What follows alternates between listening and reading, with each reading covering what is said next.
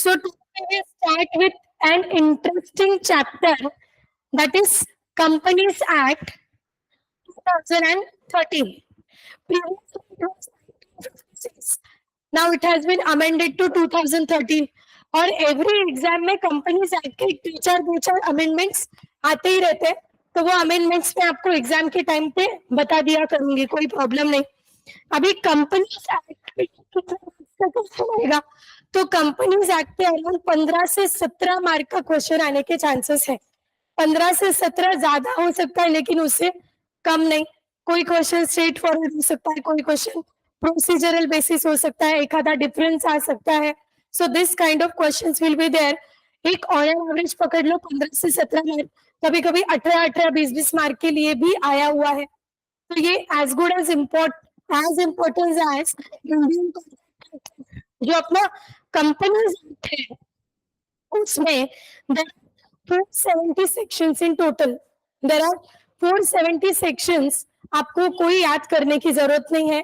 जो याद करने, क्योंकि सीए फाउंडेशन लेवल पे जो याद करने की जरूरत है मैं आपको बोलूंगी. And there are 7 schedules.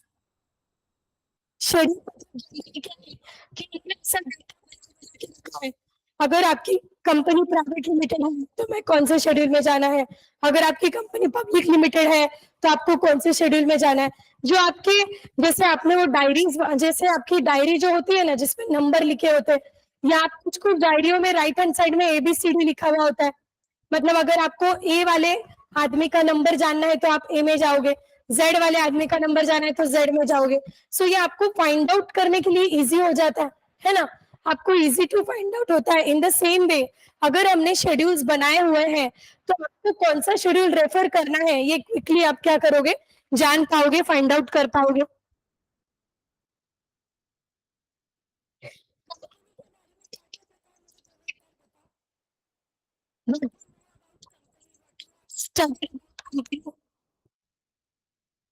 Unlimited partners. Unlimited owners. Okay. Interest is transferable. Transferable बोल सकती हूँ मैं. ट्रांसफरेबल. और shares can be transferred. Okay. और क्या पता है आपने क्या सुना है? Liability of members limited. और क्या सुना है आपने 12th में 11th में?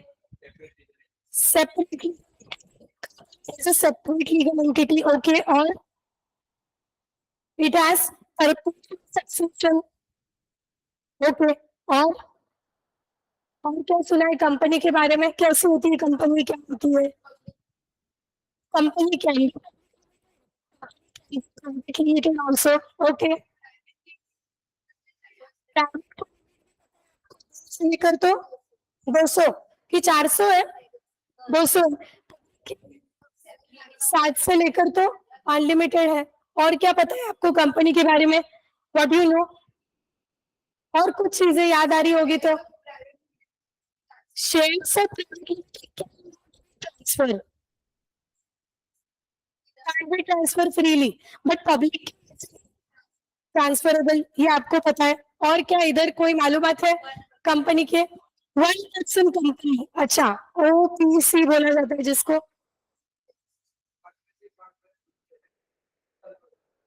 पार्टनरशिप में पार्टनर कंपनी में कौन चलाता है? BODs चलाते हैं, मैनेजमेंट पूरा देखते हैं. ओके. और एडमिशन रिटायरमेंट इसमें होता है क्या? देन अच्छा, कंपनी में there is no admission retirement. मतलब क्या? Perpetual succession. Members may come may go, but existence of company will remains forever. Company will not be wound up by death of any partner member. There is compulsory registration. Very nice. But partnership के case में it was optional. It was optional. Compulsory कोई भी अगर company आपको चालू करना है तो उसको रजिस्टर करना पड़ता है. कौन से एक्ट के अंडर? Under companies act 2013. और क्या पता है आपको कंपनीज के बारे में? Companies act 2013. like partnership was governed by Partnership Act 1932. Indian contract act was govern by 1872, 1 सितंबर 1872 में आया ना। और क्या मालूमात है कंपनी के बारे में? Exactly, very nice. जो कंपनी के, हाँ, कंपनी के जो एम्प्लॉइज है वहां पे क्या कोई म्यूचुअल एजेंसी वाला कंसेप्ट है? एक की गलती है तो क्या ओलैंड उसको ही भुगतना पड़ेगा? हाँ, हाँ, एक की गलती है तो दूसरों को भुगतने की जरूरत नहीं है, उसको भुगतना पड़ेगा, because there is no mutual agency concept. Okay, mutual agency यहाँ पे मिसिंग है। और क्या पता है कंपनी के बारे में? और क्या जानकारी है? हम्म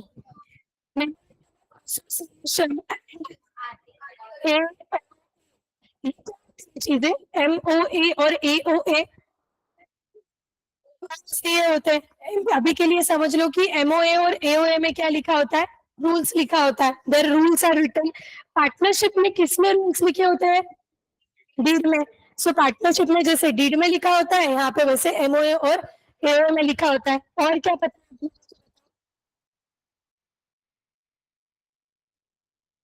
रिमॉनरेशन, सैलरी रिमॉनरेशन दिया जाता है, ना कि profit sharing ratio, unlike partnership.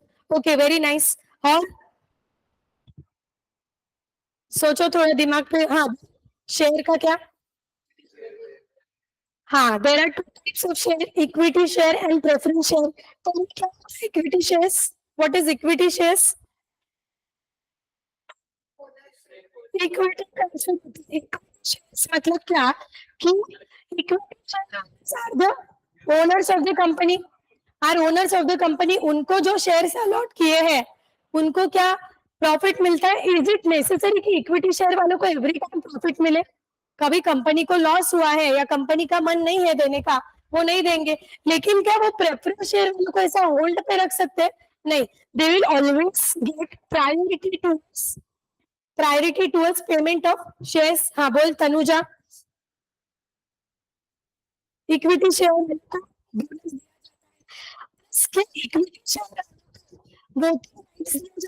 Yes, equity share वालों को वोटिंग राइट्स दिया जाता है, बट प्रेफरेंस शेयर वालों को voting rights only concern with their decision और कंसर्न विद देयर स्टेक होता है। उनके अगर कोई रिलेटिंग चीज हो तो ही आप क्या करो, आपका वोट दो, नहीं तो आपके वोट को हम कंसिडर नहीं करेंगे। और क्या चीज है?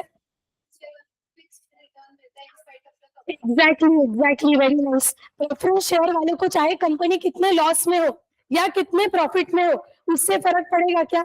नहीं, अपने हरदम की तरह जैसे क्या उनको एक फिक्स रिटर्न मिलता जाएगा, unlike equity shares. Equity share holder को अगर कंपनी को ज्यादा प्रॉफिट हुआ तो क्या उनको ज्यादा पैसा मिलेगा, और लॉस हुआ तो कभी भी मिल सकता है, कभी कभी नहीं भी मिल सकता है, तो ये उनको करना पड़ेगा। हाँ बोल। कंपनी, हाँ, करेक्ट करेक्ट, बंद कंपनी का बंद होना। हेलो, हेलो,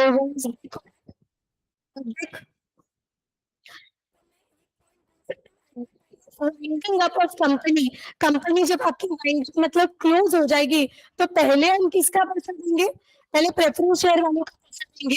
अगर बचता है तो then we will pay to equity share. अच्छा, प्रेफरेंस शेयर वालों को पहले हम किसका पैसा देंगे? We will pay money of debenture holders. Ultimately हमने उनका लोन लिया है। Okay okay. जिनका जो लोन है, जिनके लाइबिलिटी पहले पे ऑफ करेंगे, outsiders liability, outsider liabilities, then debentures, then preference share, then last में इक्विटी। हाँ, और क्या पता है? यस, डिबेंचर और प्रेफरेंस शेयर अगर आपको रीडिंग करना है तो you can into equity shares कर सकते हो। टेल मी, डिबेंचर इंटरेस्ट मिलेगा जैसे कि लोन पे मिलता है। और क्या पता है आपको शेयर्स पे क्या मिलेगा? चाहे वो प्रेफरेंस हो चाहे वो इक्विटी शेयर हो, शेयर्स पे हमेशा शेयर का रिटर्न मतलब डिविडेंड, और डिबेंचर का रिटर्न मतलब ब्याज, इंटरेस्ट। तो शेयर पे हमेशा मिलता है। और क्या मालूमात है कंपनी के बारे में बताओ? क्या?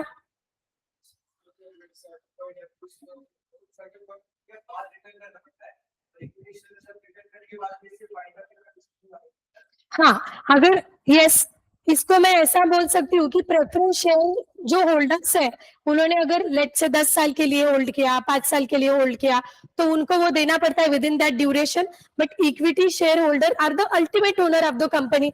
वो क्या करते हैं, लाइफ लॉन्ग होल्ड करते हैं shares. They can convert their shares, no doubt, पर until and unless they convert, they can hold the shares और उनको हम लास्ट में देंगे. आपको कुछ आइडिया है कन्वर्टेबल शेयर्स के बारे में? वॉइस ब्रेक हो रहा है, वॉइस ब्रेक हो रहा है.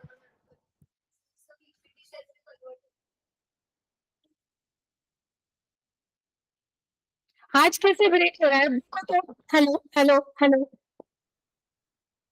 अभी चेक करो, उनमें से चेक करो प्लीज. ठीक है, अभी ठीक है. तो so that I can adjust my mic, है ना? कन्वर्टेबल जो शेयर्स आप इक्विटी शेयर में कन्वर्ट कर सकते हो, shares are converted into equity shares, they are convertible. हो सकता है कन्वर्टेबल मतलब जो कि इजीली हम कन्वर्ट करें, हमारे पास कन्वर्ट करने का ऑप्शन अवेलेबल हो. It's cracking in between.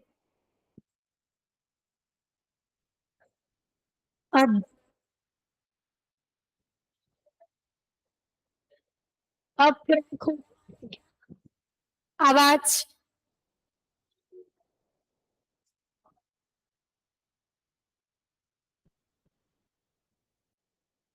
ठीक है, अभी ठीक है, मतलब मैं ऐसे वर्ड्स को रुक रुक के बोलती हूँ. हर्ष, रंजना, शिवम, साक्षी और उन्नति अपने अपने नाम क्लियरली सुनाई दिए? हाँ. हाँ, नॉलेज है कंपनी के बारे में? किसी की है क्या, कोई प्राइवेट लिमिटेड कंपनी या फिर किसी का है क्या? नहीं. हाँ. करेगी वो आईपीओ पे इशू करेगी, और उसके बाद कंपनी का शेयर जो भी इक्विटी शेयर मार्केट में देगा सेकेंडरी मार्केट, इसमें कंपनी का कोई इन्वॉल्वमेंट नहीं करेगा. It is only agents, investors. हाँ, ठीक है. यस. कम किस क्या कंपनी है, किस related? Insurance. Very nice. So क्या और कुछ रेगुलेशन जो रहेगी हमसे? हाँ, नहीं तुझे ही नहीं पता, इतने ही मालूम थे. सही है ना, सही है ना सब कुछ? एक आधा कुछ गलत चूका तो नहीं? हाँ, कौन है कंपनी का डायरेक्टर, कौन है? You only, you are director of the company? You sure you are director of the company? You are minor ना, you are major? Only for profit ऐसा कोई सीन नहीं होता कंपनी में.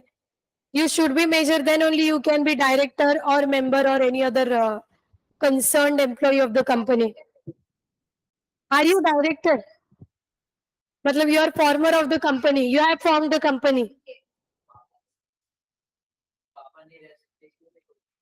अच्छा, ओके.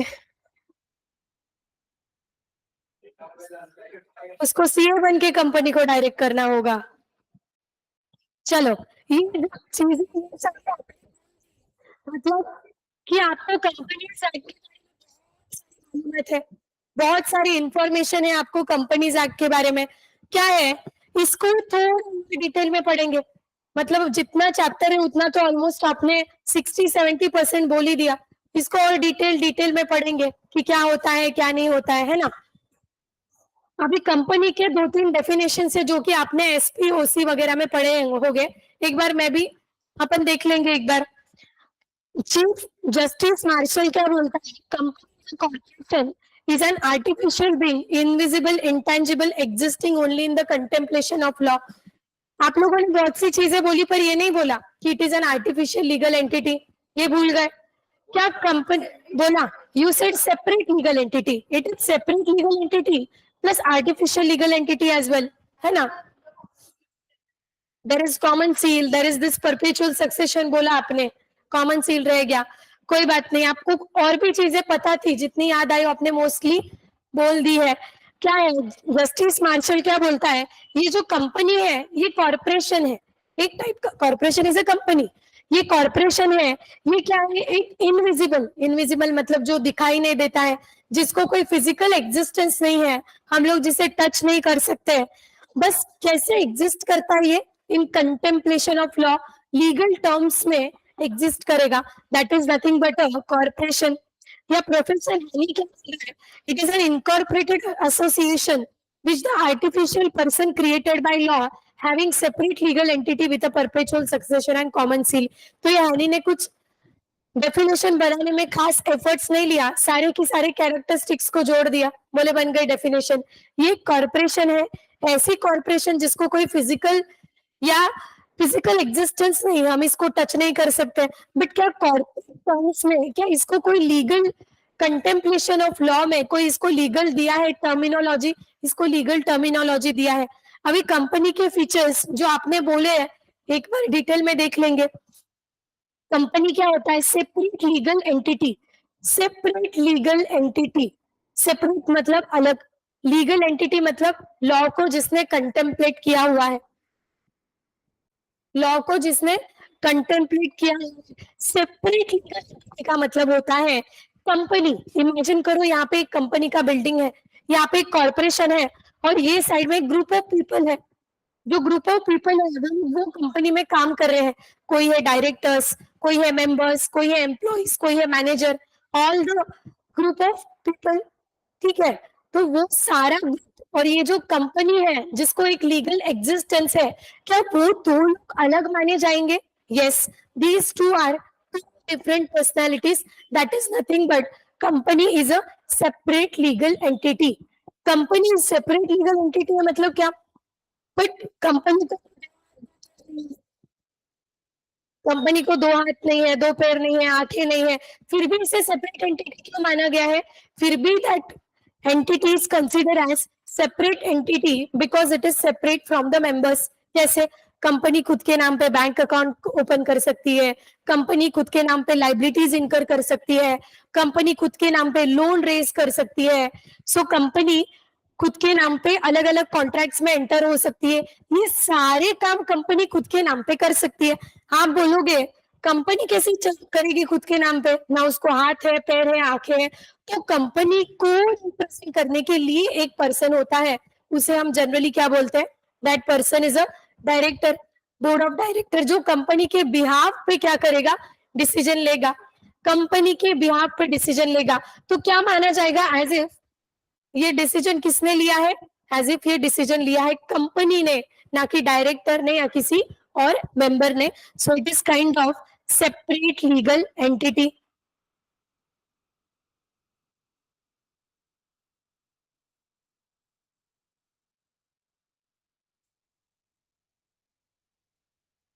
एक केस लॉ है सेपरेट लीगल कंपनी का, नॉर्थन एश्योरेंस कंपनी लिमिटेड। एक नॉर्थन एश्योरेंस कंपनी लिमिटेड है, और ये मैक्यूरा कंपनी का कौन था, क्रेडिटर था।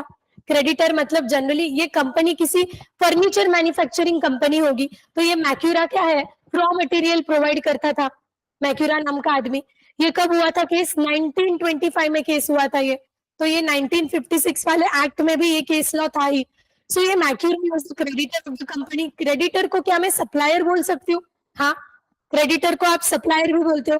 तो ये मैक्यूरा क्या करता था, कंपनी को टिंडर, टिंडर मतलब क्या, झाड़ का लकड़ी बोल सकते हैं। टिंडर क्या करता था, टिम्बर, ओ सॉरी, तो कंपनी को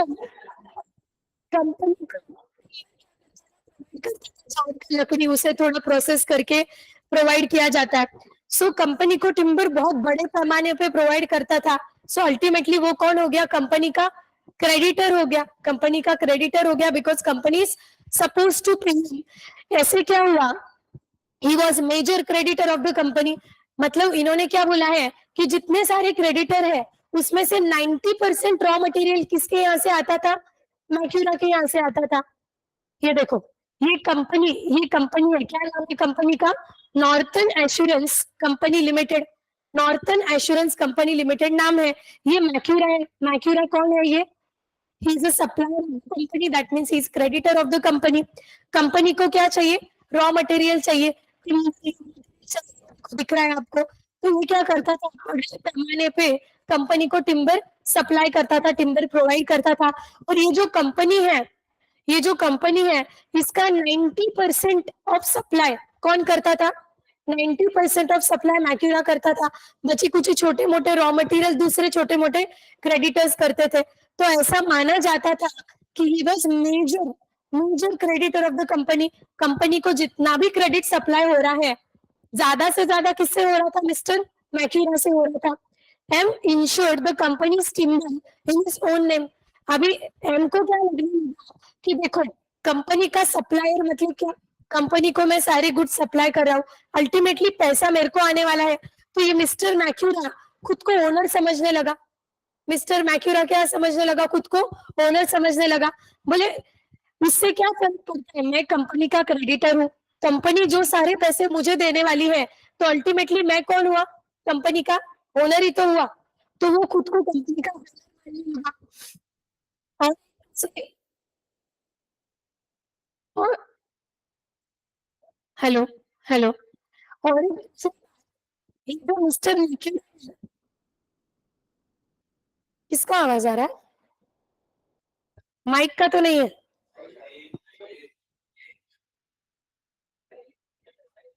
माइक का, ए माइक का आवाज आ रहा है क्या? बच्चों,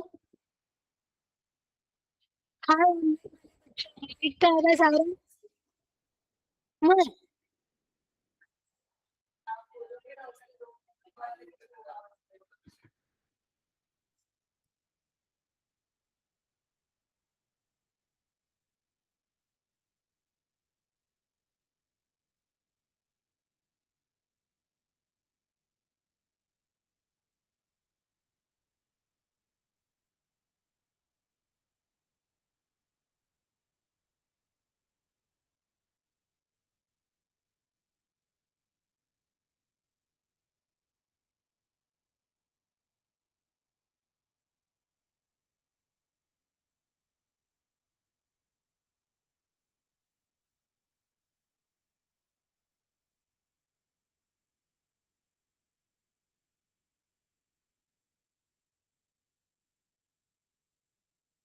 हेलो हेलो, चलो चलो चलो।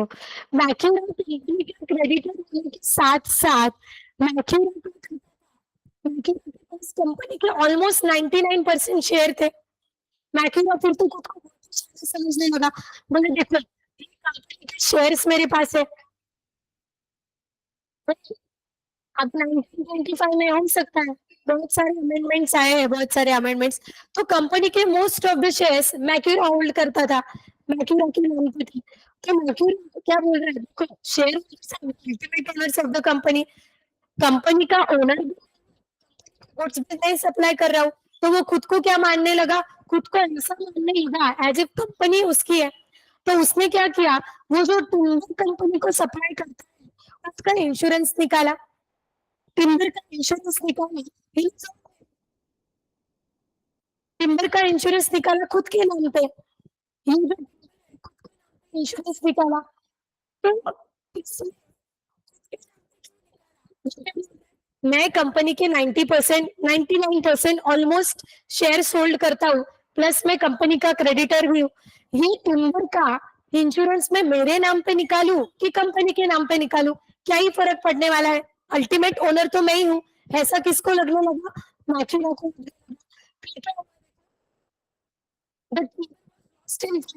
ये जो टिम्बर इंश्योरेंस तो निकाला हुआ है, लेकिन किसके नाम पे? मैक्यूरा के नाम पे निकाला हुआ है।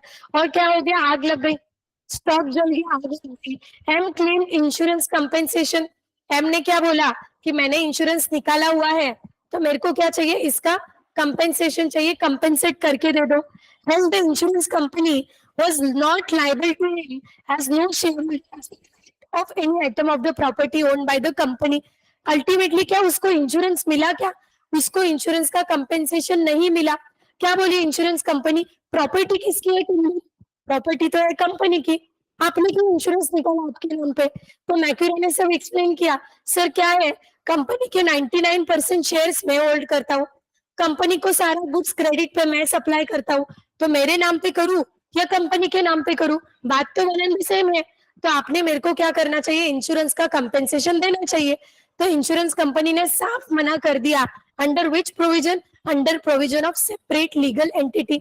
वो क्या बोल रहा है, आप कंपनी के पूरे भी शेयर होल्ड कर लो, फिर भी आपको और कंपनी को हम क्या मानेंगे, दो अलग पर्सनालिटीज मानेंगे। इसके लिए हम आपके नाम पे, हम आपको क्या नहीं कर सकते, इंश्योरेंस का कंपेंसेशन नहीं दे सकते, क्योंकि आपने किसके नाम पे ये रजिस्टर करवाया है, आपके खुद के नाम पे इंश्योरेंस करवाया। हालांकि किसके नाम पे करना चाहिए था, कंपनी के नाम पे करना चाहिए था, तो उसको क्लेम मिलता था, अदरवाइज उसको क्लेम नहीं मिलता।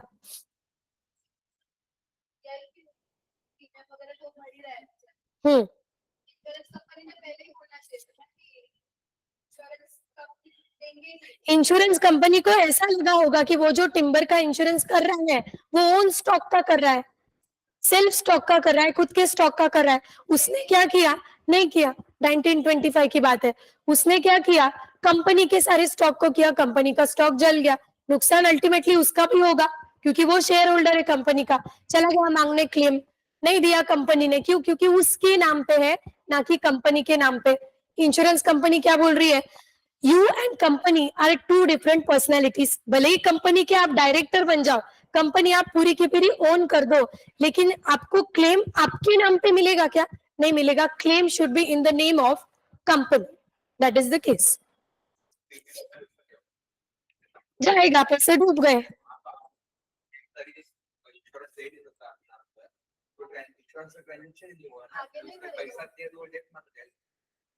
ऐसा क्यों, उसने प्रीमियम का नहीं, इंश्योरेंस कंपनी को 1925 का केस है। इंश्योरेंस अभी आजकल इंश्योरेंस कंपनी के पास भी अपन अगर कोई चीज का इंश्योरेंस निकालते हैं तो वो लोग आके चेक करते हैं, बट 1925 का केस है, उसने जो स्टॉक का इंश्योरेंस निकाला है, इंश्योरेंस कंपनी को ऐसा लगा रहेगा कि वो सेल्फ स्टॉक है, तो वो हिसाब से उन्होंने वैल्यूएशन करके जो भी है अमाउंट बोला होगा उसने स्टॉक का, उस हिसाब से वो प्रीमियम भरना चालू कर दिया होगा। जैसे स्टॉक खराब हुआ, ये पेपर वेपर लेके आ गया, बोले अरे इंश्योरेंस तो आपके नाम पे है, स्टॉक तो प्रॉपर्टी तो हो गई है, प्रॉपर्टी किसकी है, अल्टीमेटली कंपनी की है, प्रॉपर्टी कंपनी के नाम पे है, तो सॉरी हम आपको इंश्योरेंस नहीं दे सकते। यहाँ पे मैक्यूरा की गलती है कि उसने इंश्योरेंस निकालना ही नहीं चाहिए था। ये किसका ऑब्लिगेशन है इंश्योरेंस निकालना, कंपनी के, कंपनी का, अल्टीमेटली कंपनी के डायरेक्टर्स का। स्टॉक इंश्योरेंस, अगर स्टॉक का लॉस हुआ तो कौन भरेगा,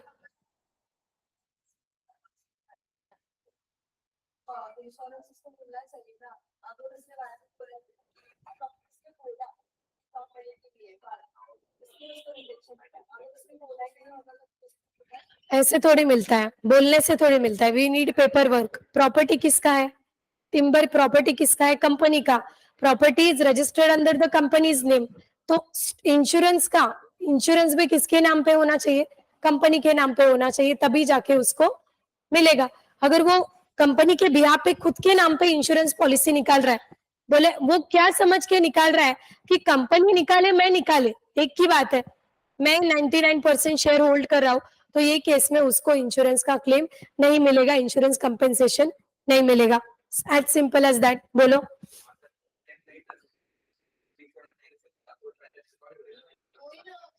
ट्रांजैक्शन वॉइड होगा, हाँ,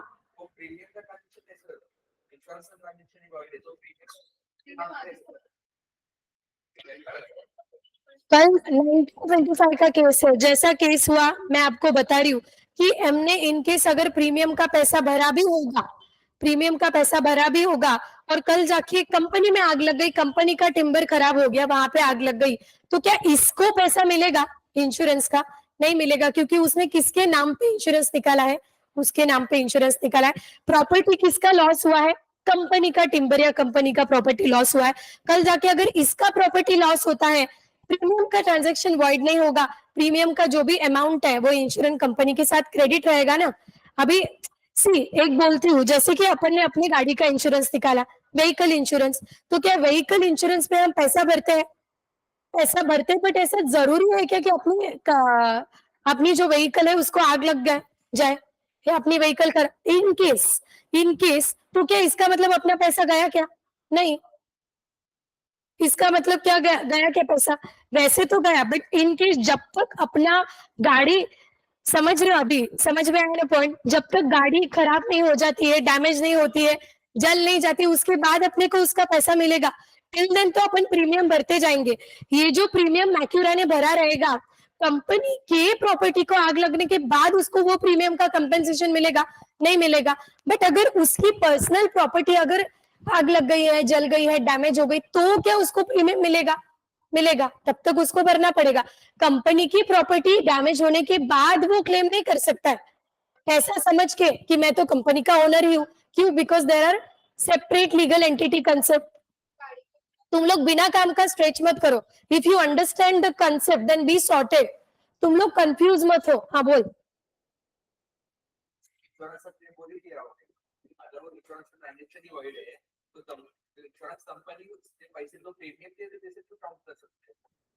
अरे बाबा,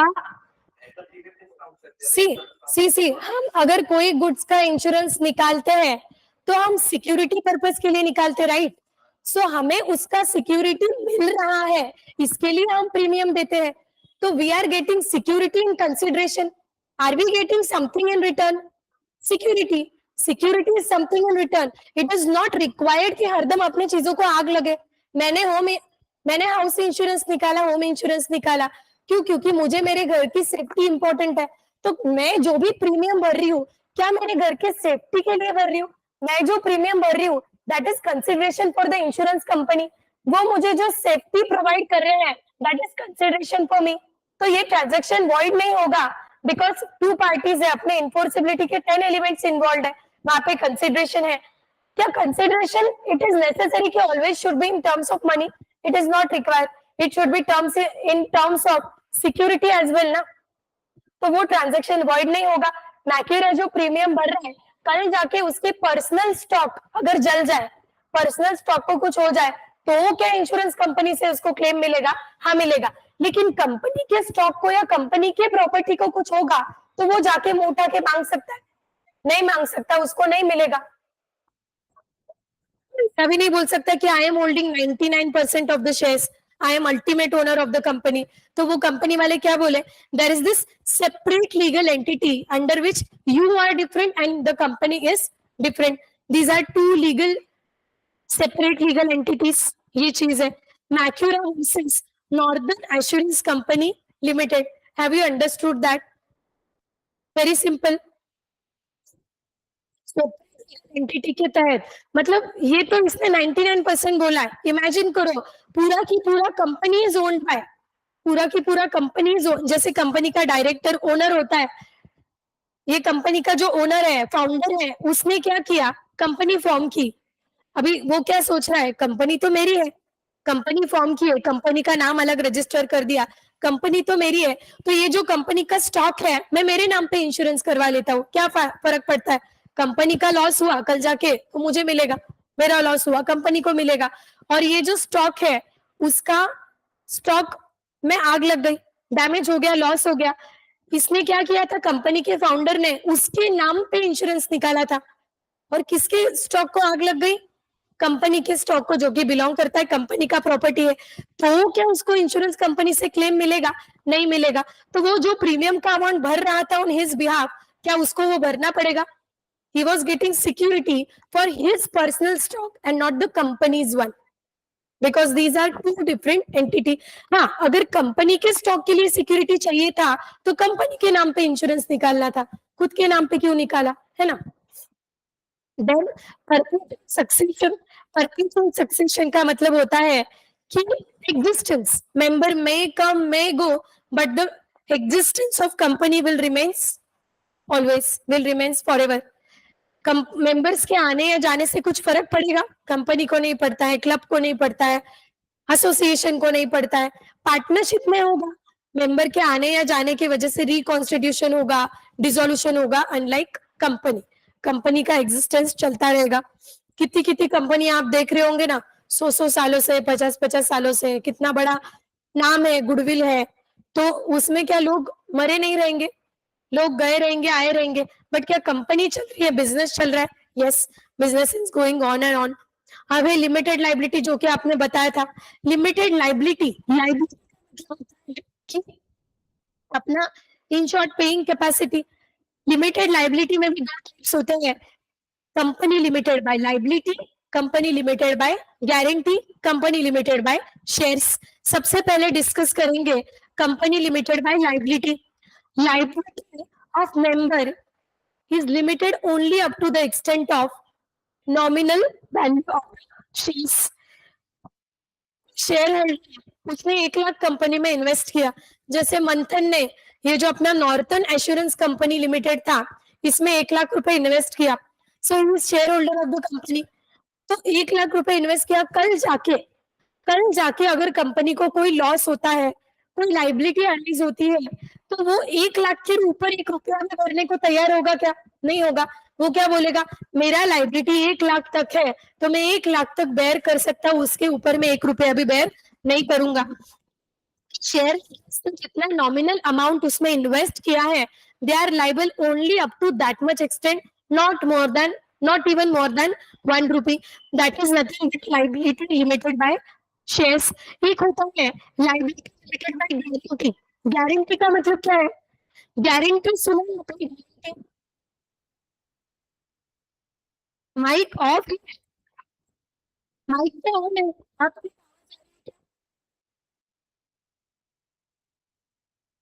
हाँ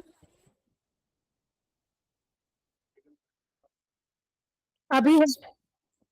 हाँ, so company limited guarantee, guarantee कौन से ट्रांजेक्शन में दी जाती है? ट्रांजेक्शन में गारंटर होता है गारंटी। जैसे कोई कंपनी लिमिटेड बाय शेयर्स होता है, वैसे ही कोई कंपनी लिमिटेड बाय गारंटी। वो कंपनी को गारंटी दे रहा है, ए बी सी मेंबर है और तीनों मेंबर कंपनी को गारंटी दे रहे हैं 1-1 करोड़ रुपया की। ए दे रहा है गारंटी 1 करोड़ का, बी दे रहा है 1 करोड़ का और सी दे रहा है 1 करोड़ का, अलग अलग दे रहे हैं, सेवन गारंटी दे रहे हैं 1-1 करोड़ की। So total northern insurance company limited है, तो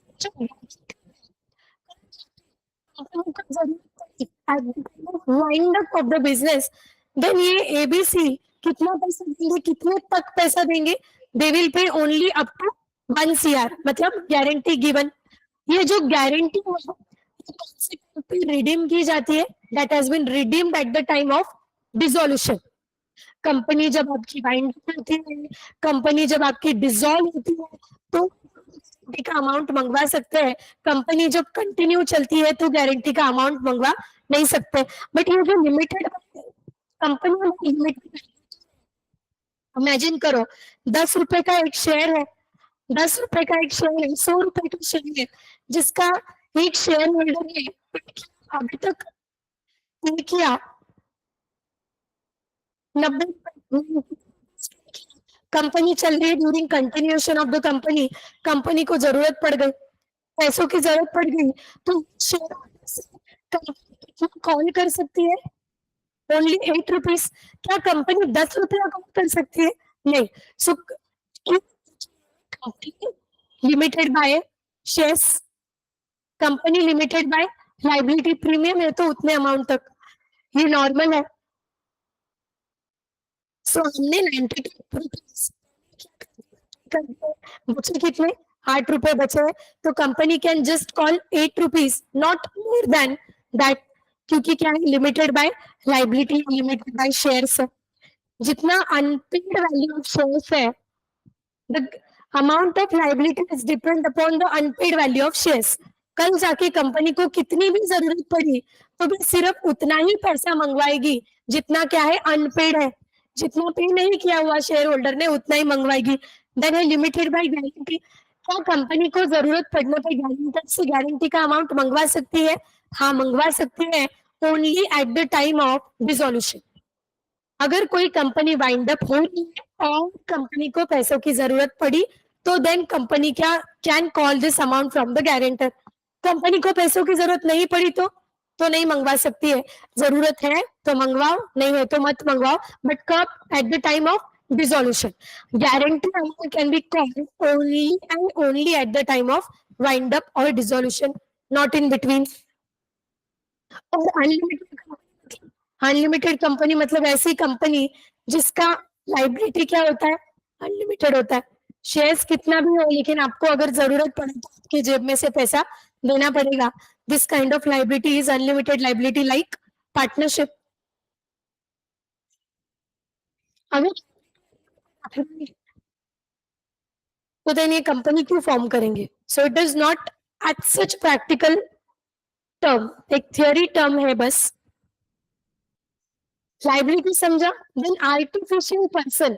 आर्टिफिशियल पर्सन कौन कौन है? आर्टिफिशियल पर्सन क्या बैंक एक आर्टिफिशियल पर्सन है? Bank is an artificial person. Any corporate entity is an artificial person. हम कौन है? Person. We are natural person. We are natural person. हमें दो हाथ दो पाँव दिए भगवान ने। हम पार्टनरशिप आर्टिफिशियल पर्सन है।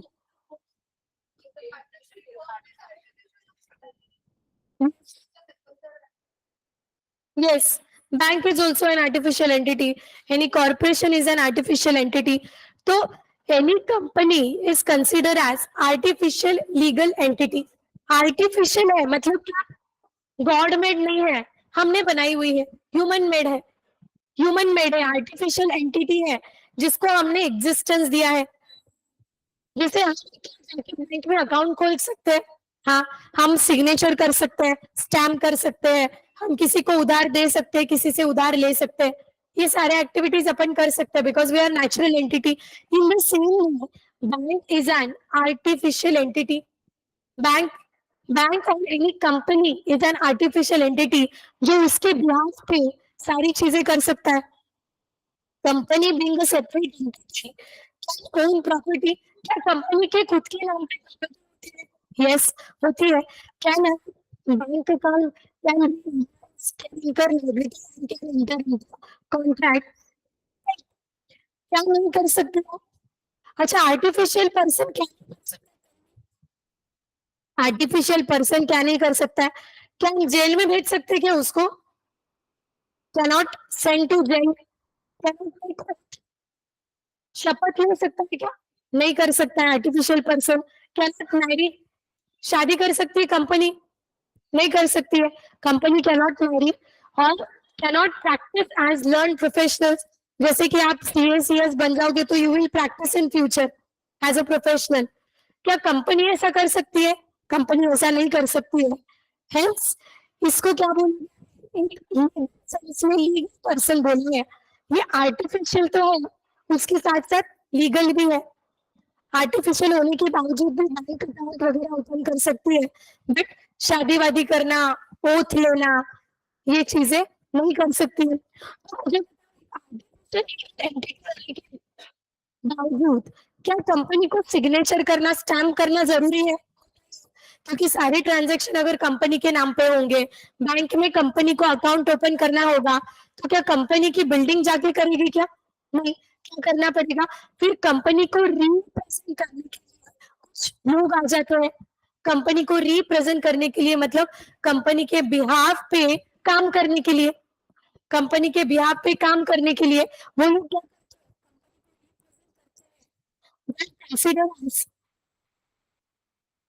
डायरेक्टर्स ऑफ द कंपनी, जिसे हम बोर्ड ऑफ डायरेक्टर्स बोलते हैं, can only act some human agencies जैसे डायरेक्टर है। क्योंकि ये आर्टिफिशियल पर्सन है तो इसको चलाने के लिए क्या कोई ह्यूमन लोगों की जरूरत है? It is one human agencies that is the director. Director and act as agency but not agent of the member of the company. यहाँ पे क्या बोला है? वो जो mutual agent only because director company के लिए काम, हम ऐसा नहीं मानेंगे कि वो एजेंट है। तो क्या यहाँ पे म्यूचुअल एजेंसी मिसिंग है? यस, कंपनी के केस में म्यूचुअल एजेंसी इज मिसिंग। उन कंपनी को चलाने के लिए किसी की जरूरत है, इसके लिए हम डायरेक्टर को लेके आए। इसका मतलब ये मत समझना कि डायरेक्टर कौन हो गए? एजेंट हो गए कंपनी के।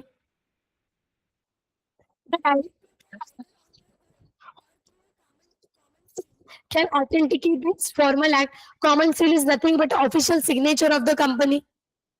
Thus, company is known as artificial legal person. Common, हाँ हाँ हम्म उसका बिजनेस रहेगा, वो आर्टिफिशियल एंटिटी नहीं रहेगा। उसका business business is handle by himself, है ना, business is handled by that person. So ultimately, that person, like partnership, that person and his business will be considered as one entity. One entity.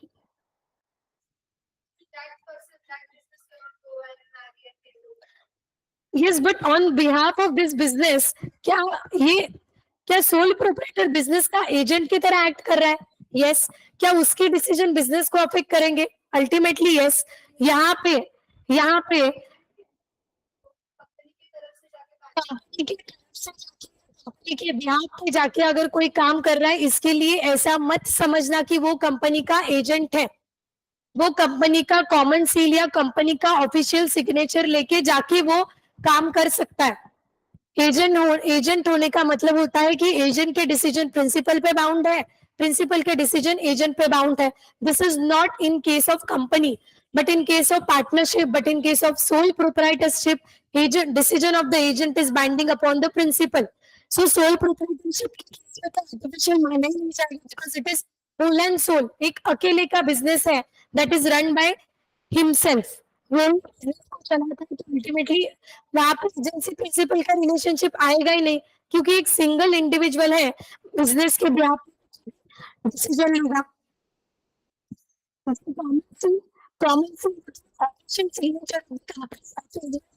Employee the common seal is used by the corporation as a symbol. जैसे कि आपने stamp देखा होगा, हर bank का stamp अलग होता है, company का स्टैम्प अलग होता है ना।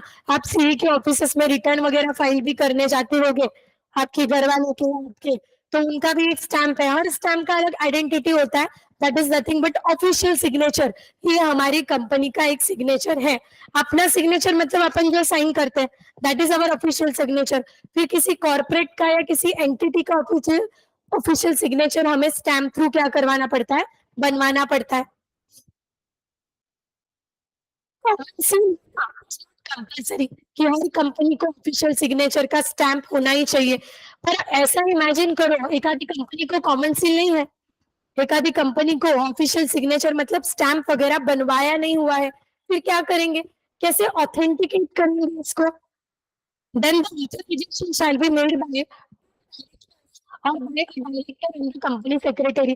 कोई भी कंपनी का फॉर्मेट हो, कोई भी कंपनी का डिसीजन हो, अपन उसके नीचे क्या करते हैं, रिटर्न हो, कुछ ट्रांजेक्शन हो, उसके नीचे कंपनी का स्टैम्प डाल देते हैं। But stamp is not compulsory. एक आधी कंपनी ने अपना स्टैम्प बनाया ही नहीं है, तो क्या ऐसे ही अपन बिना साइन का डॉक्यूमेंट करेंगे क्या? नहीं करेंगे।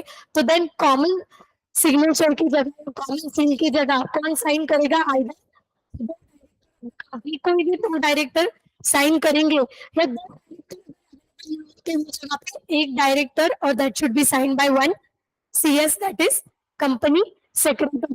तो उसे क्या माना जाएगा? वो as important as common seal है। कॉमन सील के ऑफिशियल सिग्नेचर में जितनी ताकत है, उतनी ताकत दो डायरेक्टर के ऑफिशियल सिग्नेचर में है, या फिर अगर दो डायरेक्टर ना हो तो एक डायरेक्टर और एक कंपनी सेक्रेटरी CS सकता।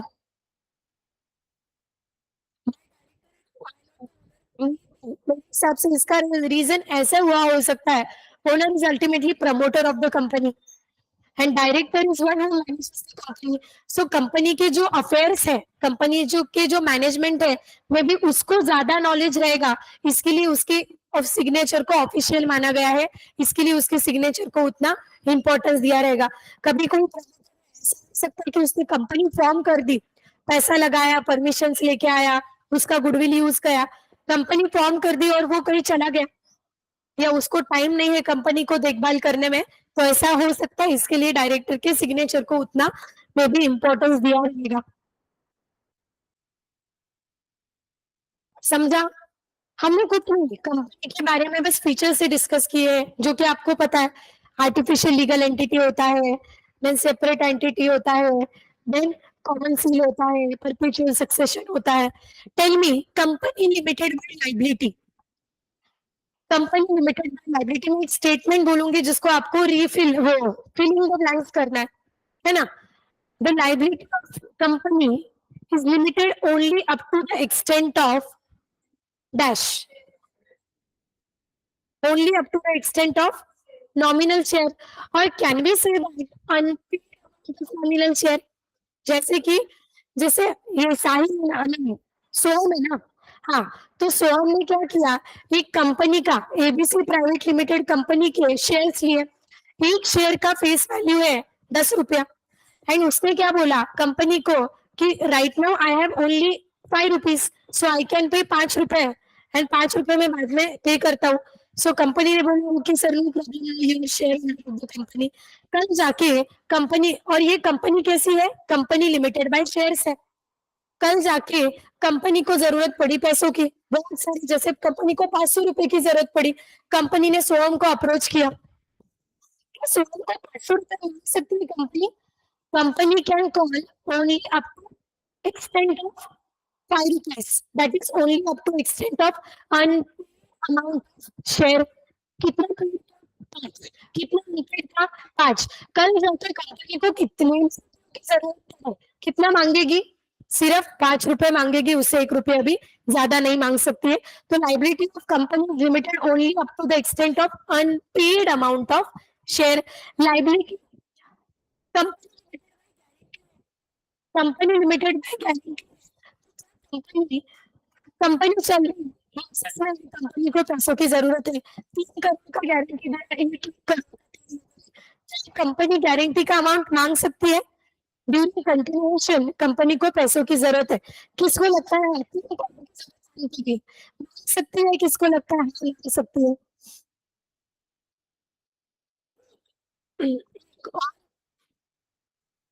कंपनी किसको लगता है सकती है, कंपनी सकते हैं कि कंपनी लिमिटेड भाई गारंटी है, guarantee only time of dissolution, eight the time of liquidation. Company बंद होने के टाइम पे अगर पैसों की जरूरत पड़ी तो आप गारंटर से गारंटी अमाउंट मंगवा सकते हो, अदरवाइज नहीं. और अनलिमिटेड कंपनी मतलब जिसका लाइबिलिटी अनलिमिटेड है, जिसके लाइबिलिटी पे कोई लिमिट नहीं है.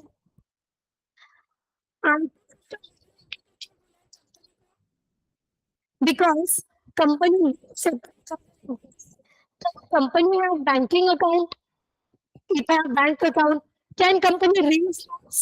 Yes, it can incur liabilities or it can enter in contracts. ये सारी चीजें कंपनी कर सकती है. ये क्वेश्चन है ऐसा, इसके लिए डिटेल में करवा रही हूँ. इसके लिए कंपनी को आर्टिफिशियल लीगल एंटिटी बोला जाएगा.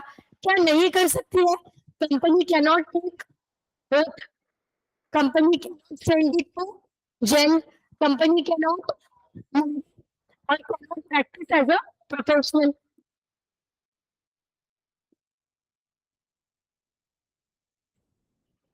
हाँ,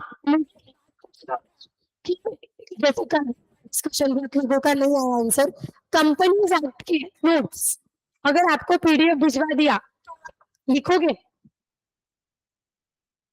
इधर कितने चलेगा, कंपनीज एक्ट हद तक तो चलेगा because this is a procedure part. चलेगा किस कितनों को लगता है तो मेरे जाने के बाद या घर पे जाने के बाद उतना लिखना पड़ेगा, उतना आपको होगा. कितनों का लगता है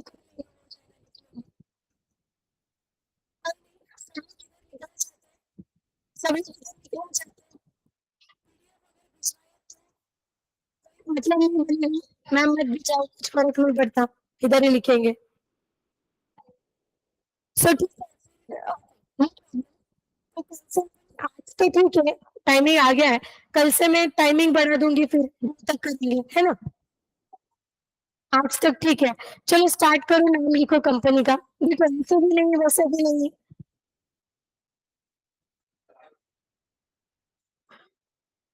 सोच के बोलो ठीक है, टाइम आज तो लिखो. चलो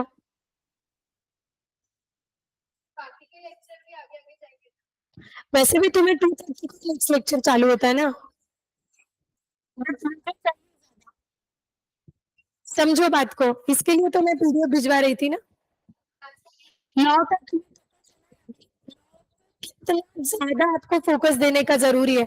बाकी सब्जेक्ट एक तरफ, लॉ एक तरफ। मैं ऐसा नहीं बोल रही हूँ सब सब्जेक्ट को लेके चलना है, बात वो नहीं है। बट लॉ थ्योरी आपको इस पे ज्यादा काम करना पड़ेगा।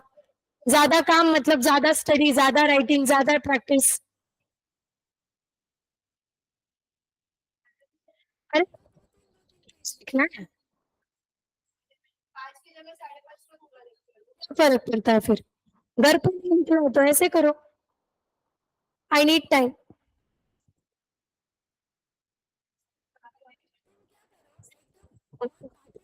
जाने के बाद उनके सामने नहीं, जैसे आपको ब्रेक हो, 10 मिनट का डिस्कशन, क्या करें क्या ना करें। और आज लिखो तो आज लिखने से आइडिया भी आ जाएगा ना। आपको करने की 15-20 मिनट घर पे लिखोगे तो क्या जान थोड़ी जाएगी। फिर भी मुझे कोई प्रॉब्लम नहीं है, मैं एक्सटेंड करूंगी। कंपनीज एक्ट 2013, लिखो नाम लिखो।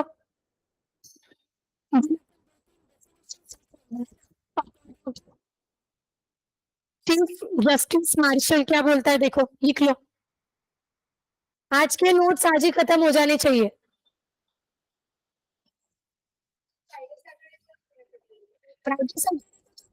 हाँ वो तो लिख ही रहे रहे। अच्छा मतलब मैं आप कंप्लीट तब करोगे, बट ऐसा मत करो ना, तुम वैसे करो। आज तुमको सिर्फ 2 पेज लिखने हैं, फ्राइडे को तुमको 6 पेज लिखने हैं। क्या ही मजा है उसमें। दो पेज कम कंप्लीट करो। ऐसा हो सकता है कि मेरे जाने के बाद ही तुम आधा 1-2 पेजेस कंप्लीट कर दो। ठीक है, सेंड क्लास देन।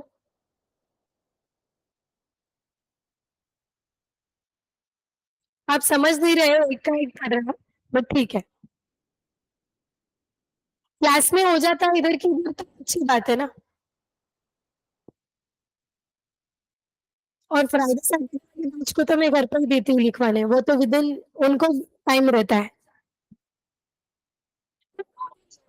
एक दिन छोड़ के 2 दिन लो।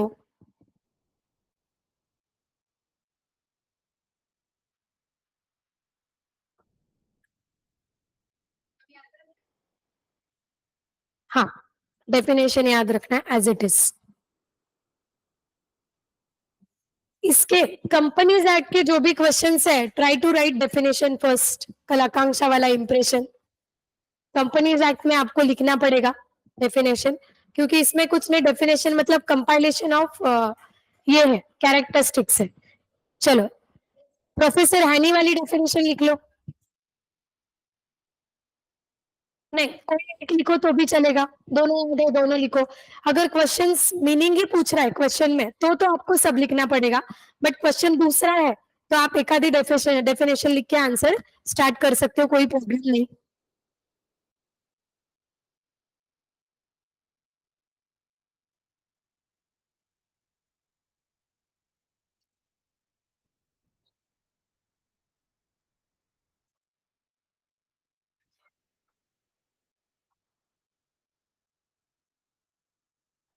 हाँ, डेफिनेशन नंबर,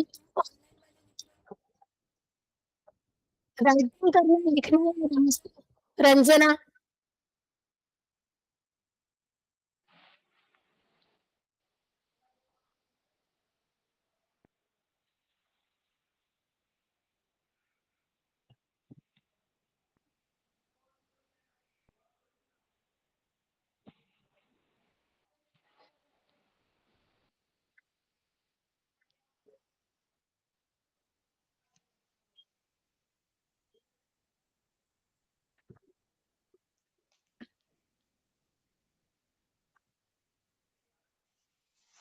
फीचर्स में डिटेल में लिखेंगे, इतना लिख के फीचर्स हेडलाइन डाल दो। नंबर 1 लिखो सेपरेट लीगल एंटिटी।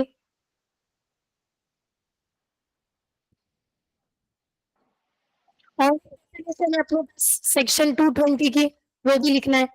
एक डेफिनेशन हो गई, और एक डेफिनेशन है। क्या भारी डेफिनेशन है देखो ना, company means a company incorporated under this act. हमें तो पता ही नहीं था। E- या इको में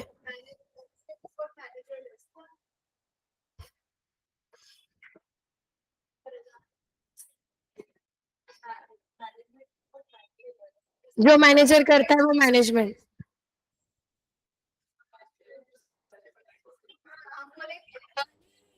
ऑफ एक्सचेंज वाली तो भी थोड़ी अच्छी लगती है ना, it is a means of exchange.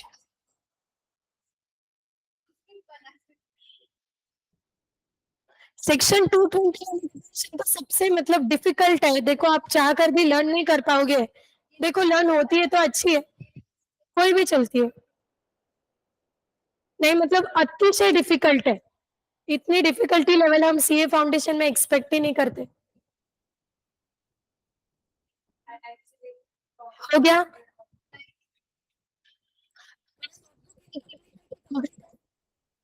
Complete है पूरा, कॉन्ट्रैक्ट सोगा पार्टनरशिप सब कुछ। सोगा बाकी है, झालं कॉन्ट्रैक्ट बाकी है। कॉन्ट्रैक्ट जल्दी कर ले पूरा, कंप्लीट है ना। तू लेट जाओ, कॉन्ट्रैक्ट तक देखना भी बाकी होगा। लेक्चर्स, लेक्चर्स देख के कंप्लीट कर ले किसी का बुक लेके। और जिनका नोटबुक इनकम्प्लीट है उनको हेल्प करो थोड़ा सा, अभी टाइम है, बुक्स एक्सचेंज करोगे उसके बाद खुद को करना पड़ता है ना। चलो नंबर फीचर्स में नंबर वन फीचर सेपरेट, लिखना पूरा नहीं होता तब तक तो चलती नहीं है क्लास, पटपट हाथ चला।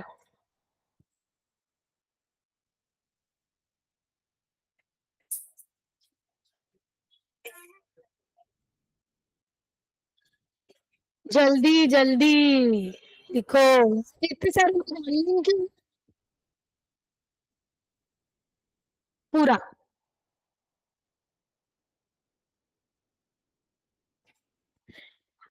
और तो ब्रैकेट में Macaura versus Northern Assurance Company Limited नाम तो लिख देना। इसके आगे, इसके आगे कहाँ है बेटा, इसमें ही है। Macaura versus Northern Assurance Company Limited. मैंने जो बात बोली उस पर जरा सोचो, डिस्कस करो और कल मुझे बताओ।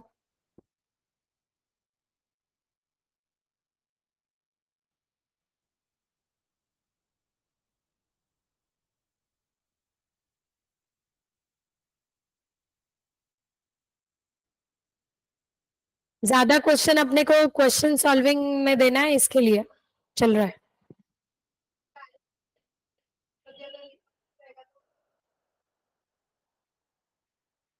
डन। और अगर ज्यादा टाइम अलॉट किया लिखने को तो 3 days 4 days.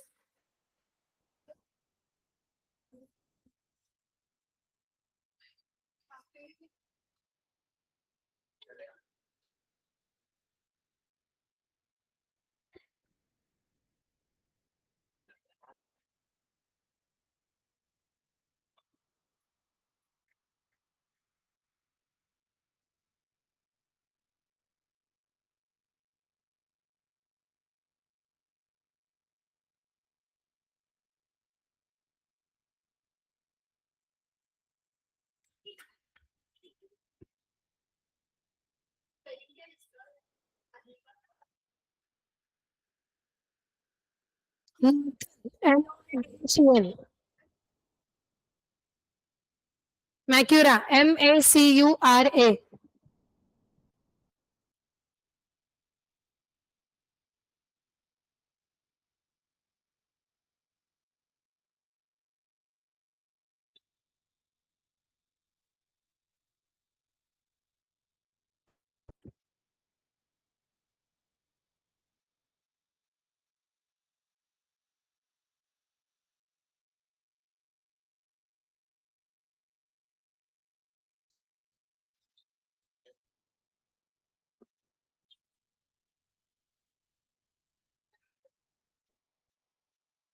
Perpetual succession, limited liability, पट लिखो चलो।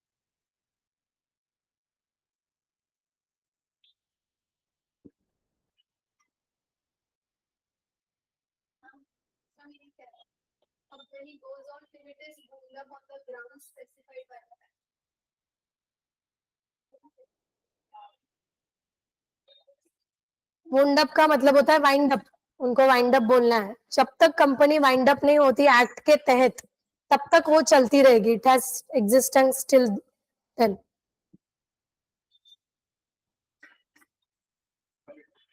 डूबती नहीं है तब तक।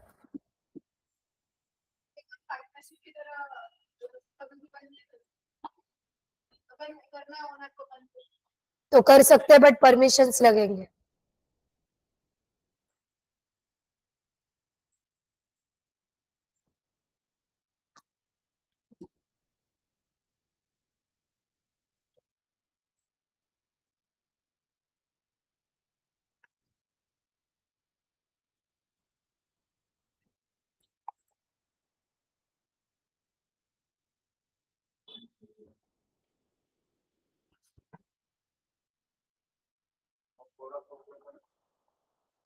परपेचुअल सक्सेशन हो गया।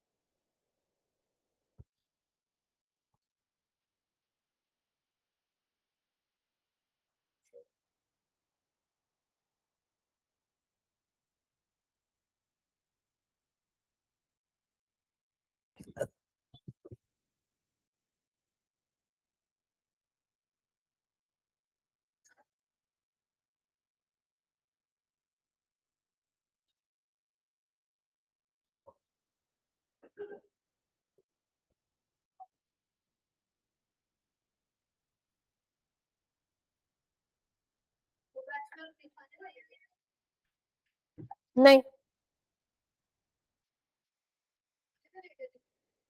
बाद में हुआ ना डिस्कस। अच्छा तू नहीं थी, बाद में बोले लिखते हैं।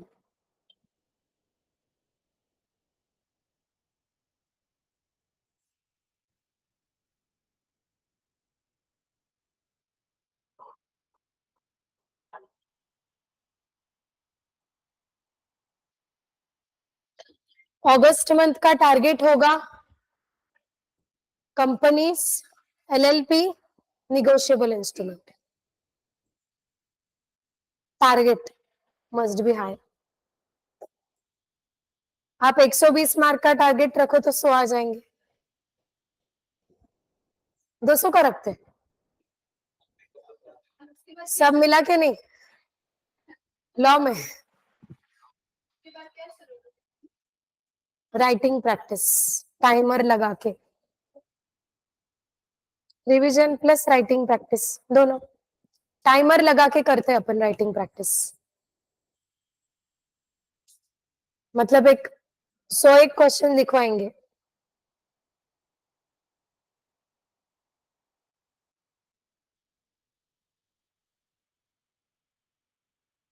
तब तक राइटिंग प्रैक्टिस तुम्हारा रखना।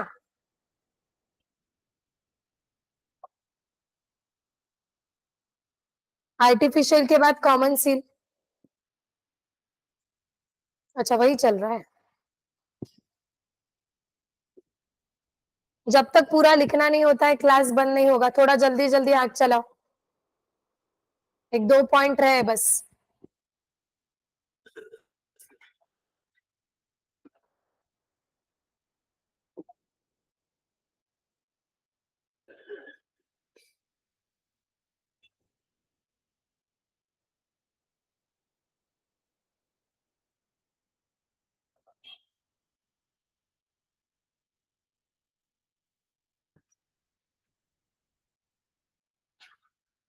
चलो चलो चलो लिखो।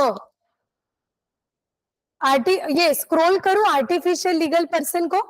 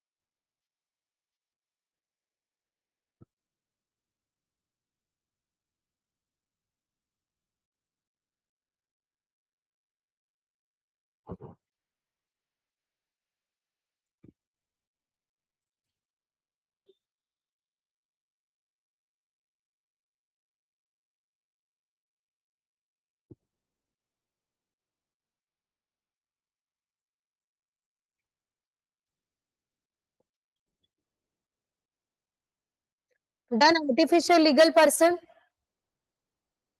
कॉमन सील लिखना चालू कर दो। कॉमन सील के 2 पॉइंट्स है। कॉमन सील को पॉइंटर फॉर्म में लिखो, ये first paragraph under point number 1, second under point number 2।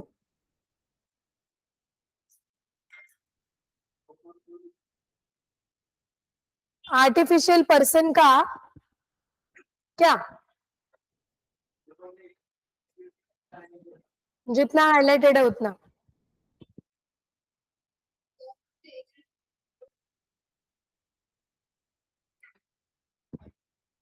एक काम करो, आर्टिफिशियल का एक पॉइंट ऐड कर दो। Yes,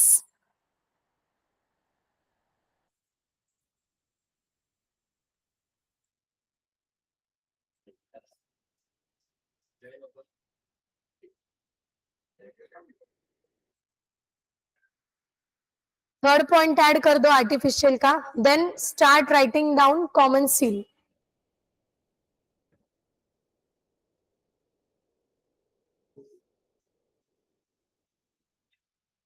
then start writing down common seal.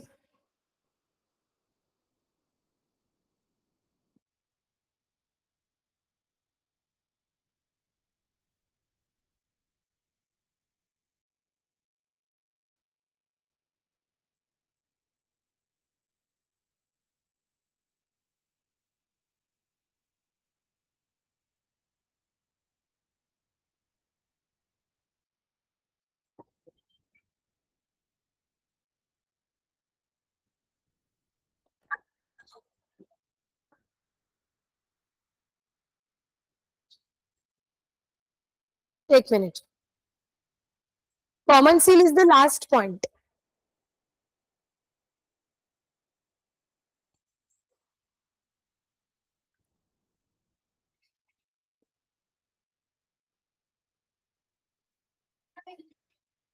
दस a company is called artificial legal person, वो जो हाईलाइटेड है सब लिखो। वो भी लिखना है ना, पहले एक पॉइंट तो लिखो। कॉमन सील के 2 पॉइंट्स है। आर्टिफिशियल पर्सन हो गया क्या?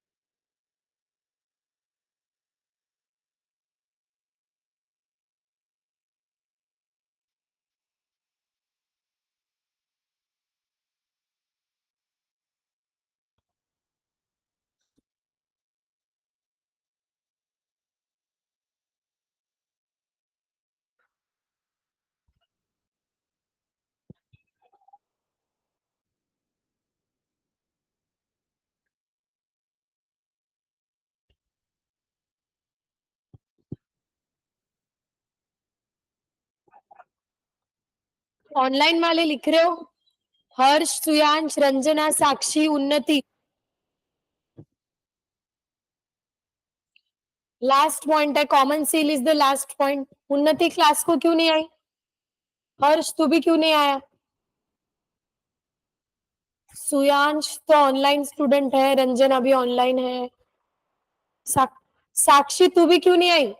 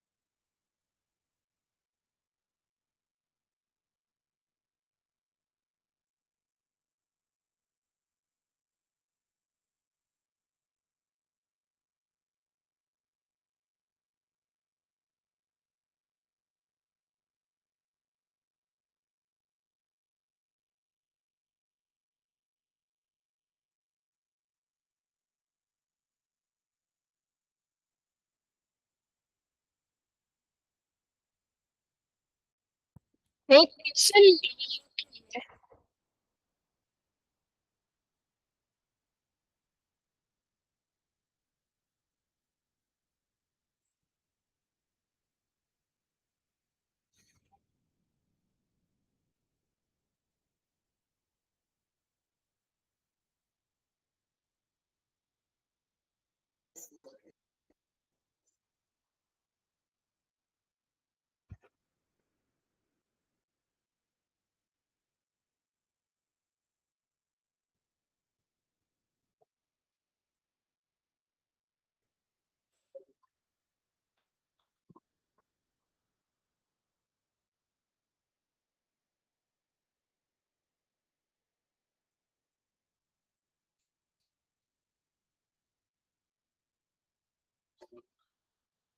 ये लास्ट क्वेश्चन का एक, company being an artificial person cannot own property and cannot sue and to be sued. It can be sued. Number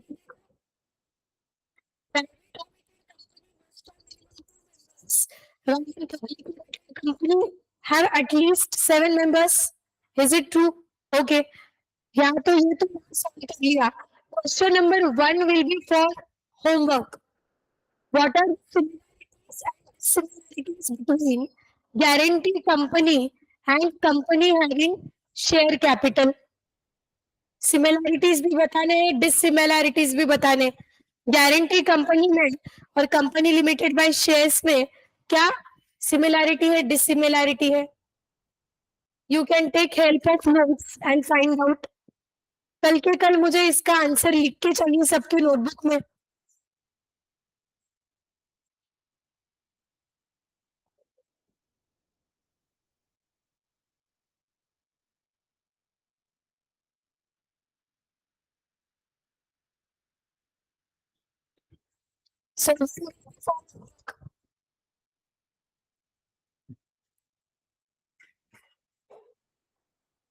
okay चलो।